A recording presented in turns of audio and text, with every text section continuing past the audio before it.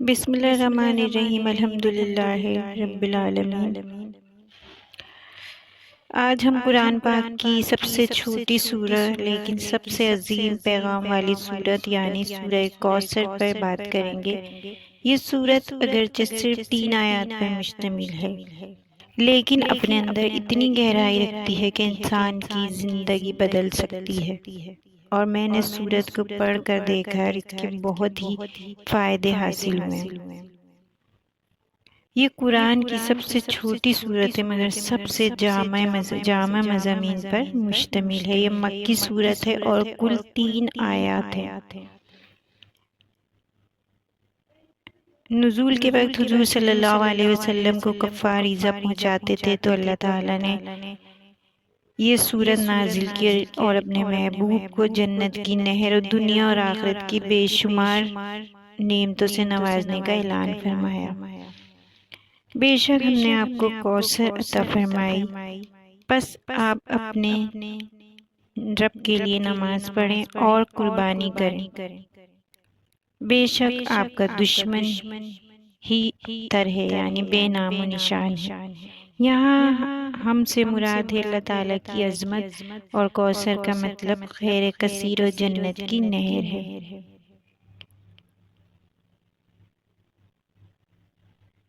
حضرت انس رضی اللہ تعالیٰ عنہ سے روایت ہے کہ رسول اللہ صلی اللہ علیہ وآلہ وسلم نے فرمایا، میرے پاس جنت میں ایک نہر ہے جسے کوثر کہتے ہیں، اس کے دونوں کنارے سونے کے ہیں اور اس کا پانی موتیوں کی طرح جھلملاتا ہے۔ یہ صحیح مسلم کی حدیث ہے۔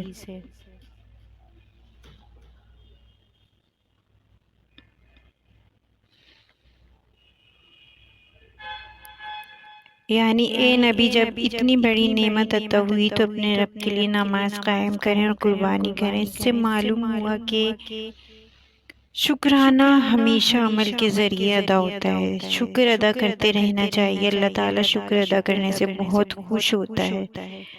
نماز اور قربانی بندگی اور قربانی نفس کی علامت ہے۔ یعنی اے نبی، آپ کے دشمن ہی بے نام و نشان رہیں گے۔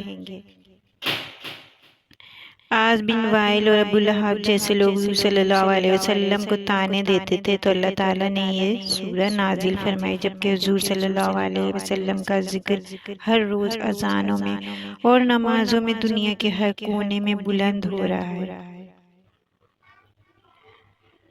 جنت کی نہر، رسول اللہ صلی اللہ علیہ وسلم نے فرمایا، کوثر جنت کی نہر ہے جس کا پانی دودھ سے زیادہ سفید اور شہد سے زیادہ میٹھا ہے۔ یہ صحیح مسلم کی حدیث ہے۔ پھر آپ صلی اللہ علیہ وسلم نے فرمایا، میرے پاس ایک حوض ہوگا جس کی مسافت 1 مہینے کی ہے۔ اس کا پانی دودھ سے زیادہ سفید اور اس کی خوشبو کستوری سے زیادہ خوشبودار اور برتن ستاروں کی تعداد کے برابر ہوں گے۔ آپ صلی اللہ علیہ وسلم نے اپنی امت کو کوثر سے سیراب آپ کریں گے، لیکن جن لوگوں نے دین میں بدعت پیدا کی انہیں دور کر دیا جائے گا۔ یہ صحیح بخاری کی حدیث ہے۔ یہ سورت برکت اور رزق میں کشادگی کا ذریعہ بھی ہے۔ میں نے سورت کو پڑھ کر دیکھا، اس کے بہت فائدے حاصل ہوئے۔ اللہ تعالیٰ ہمیں اس کو پڑھتے رہنے کی توفیق عطا فرمائے۔ اس کو پڑھنے سے دل کو سکون ملتا ہے۔ قربانی کے موقع پر اس سورت کی خاص اہمیت ہے۔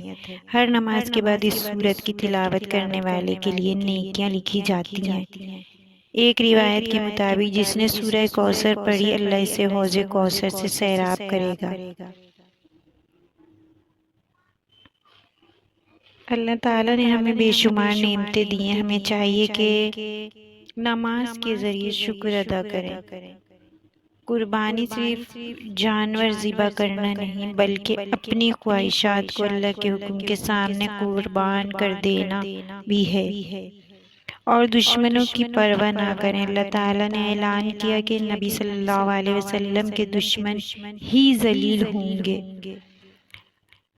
سورہ کوثر ہمیں یاد دلاتی ہے کہ حضور پاک صلی اللہ علیہ وسلم کی عزت ہمیشہ قائم رہے گی اور ہمیں آپ کی سنت پر عمل کر کے اپنی محبت ثابت کرنی چاہیے۔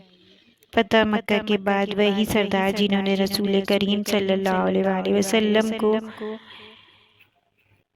تنگ کیا، جب آپ صلی اللہ علیہ وسلم کا ذکر آج کروڑوں یا تو وہ خود ذلیل۔ فتح مکہ کے بعد وہی سردار جنہوں نے رسول صلی اللہ علیہ وسلم کو تنگ کیا اور ابتر کہا تھا، ذلیل و خوار ہو گئے۔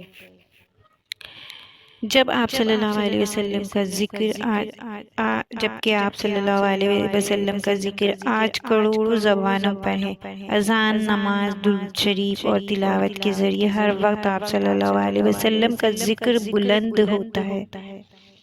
یہ صورت ہمیں یقین دلاتی ہے کہ رسول اللہ صلی اللہ علیہ وآلہ وسلم کا رتبہ قیامت تک بلند رہے گا، اور ہمیں چاہیے کہ شکرانے کے طور پر نماز اور قربانی کو اپنی زندگی کا حصہ بنائیں۔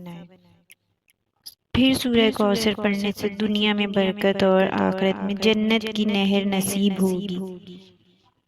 چھوٹی اور غیر مستند روایت سے بچیں، صرف مستند احادیث پر عمل کریں۔ سورہ کوثر صرف ایک سورت نہیں بلکہ اللہ تعالیٰ کا اپنے نبی سے محبت کا اظہار ہے۔